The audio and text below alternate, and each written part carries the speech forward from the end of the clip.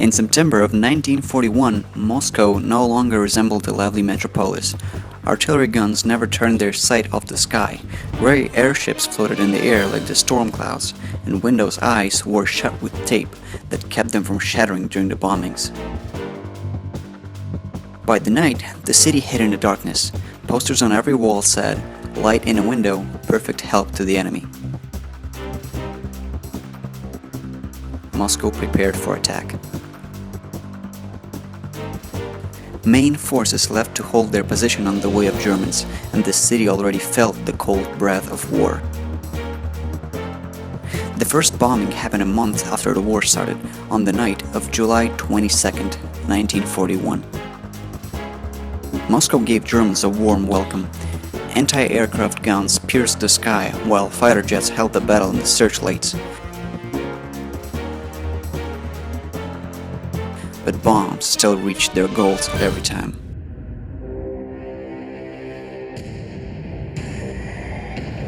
Hitler expected to take Moscow within the first 3-4 months of the war in the east, but no town in Russia gave up this quickly. Smolensk delayed Germans by the whole 2 months. Then came battles for Leningrad and Kiev. The march towards Moscow resumed when it was already planned to take over it.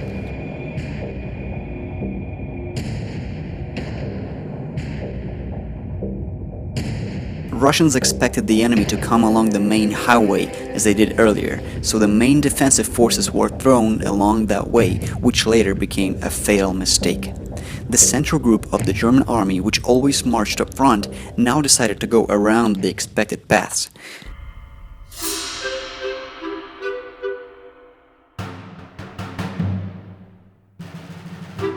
To strengthen this group, 10th Brigade of Erich Gelbner was secretly shifted from Leningrad.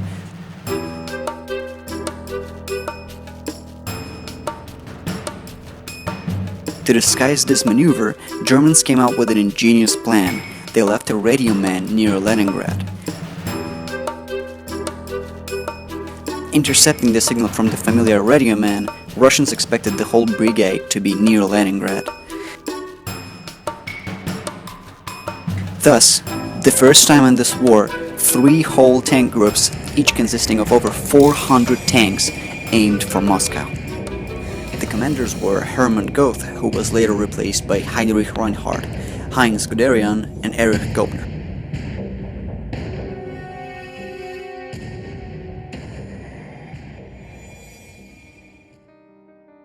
In less than 3 days, German tanks surrounded the main forces of defense. In 2 more days, they reached Oryol and started heading towards Tula, key industrial cities. Soviet paratroopers that were descended in Oryol could not provide great help.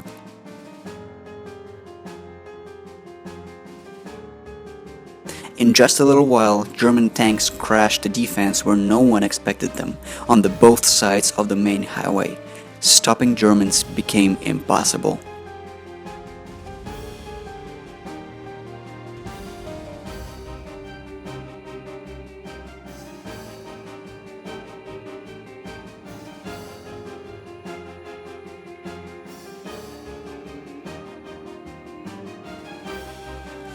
Two days after the breakthrough, Soviet generals still did not believe in their loss.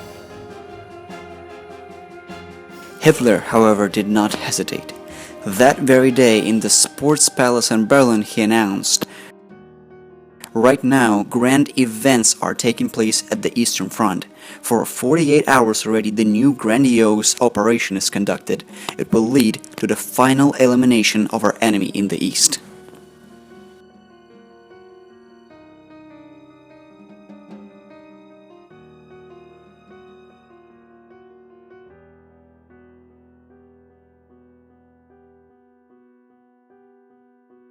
Soviet forces were disoriented and demoralized. German troops surrounded many of the squads and quite easily destroyed them. The front groups of the German advance were supposed to be the lucky ones who would reach Soviet capital first.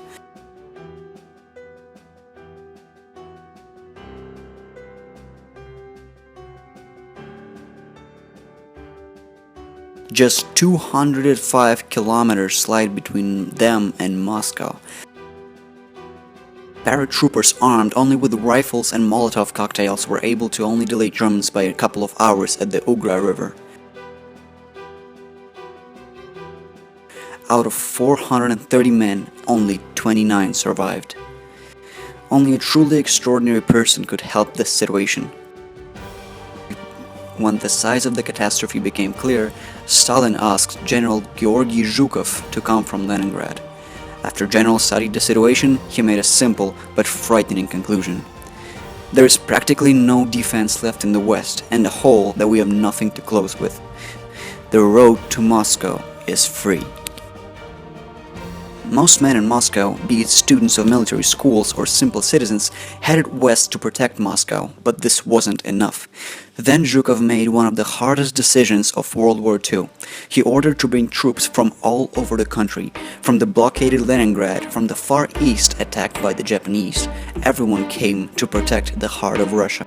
From then on, all the fights were held under one and only order, not a single step back. In the next 5 days, Germans were only able to advance by 300 meters. One of the most historically significant battles happened in the Dubosekovo Dead End. Its heroes were later called the Panfilovs 28. 28 people in 3 hours destroyed 14 German tanks along with over 150 soldiers.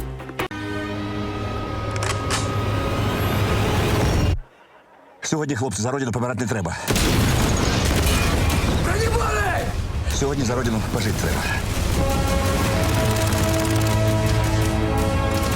Заряд второе, основное направление правее 2.30. Одна пушка, 2 ПТРД, 28 бойцов. И никто не геройствует, потому как незачем. Спокойно жьем танки. Then came showers which turned roads into swamps.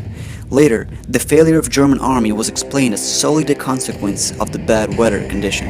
But one has to notice, Red Army had to use the same roads too. Ministries, embassies and factories of Moscow began evacuating. Panic rose among the people of Moscow. German aviation doubled the bombing volume. This is when Joseph Stalin decided, Moscow will not be given up. This was soon announced by the press secretary of Kremlin, Alexander Sherbakov. Government and generals stayed in Moscow. Posters around the city announced concerts of Lyubov Orlova, a famous singer. This calmed people down.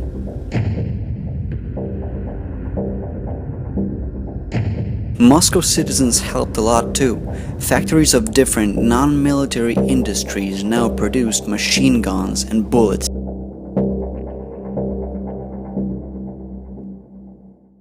Barricades and trenches were made daily. Women and children worked for 12 to 14 hours a day to provide soldiers at the front line with everything they needed. Officer Klochkov, one of the Panfilovs 28, said, "Russia is big, but there is no space to retreat to. Behind our backs is Moscow."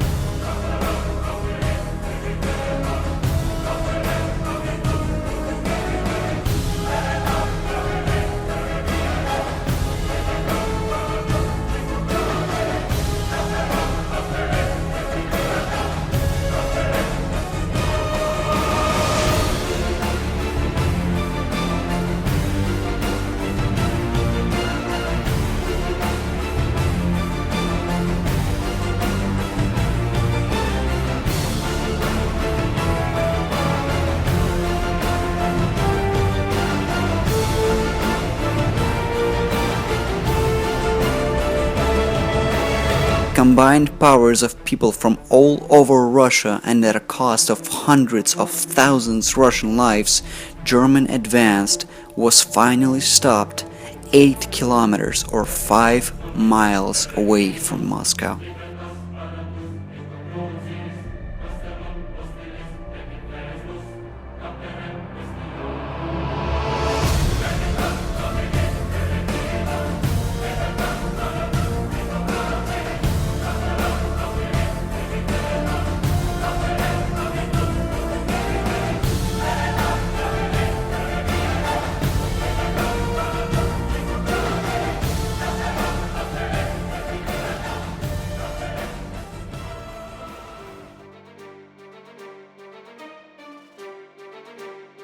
During the battle for Moscow, Soviet soldiers stopped more than 500,000 German soldiers, 1,300 tanks, and 2,500 cannons. For comparison, during the battle for the whole France, Germany lost 154,000 people. During the battle for Poland, 44,000. When, at the Nuremberg process, Feldmarschall Keitel was asked when he started to understand that the Barbarossa plan is failing, he responded with one word: Moscow.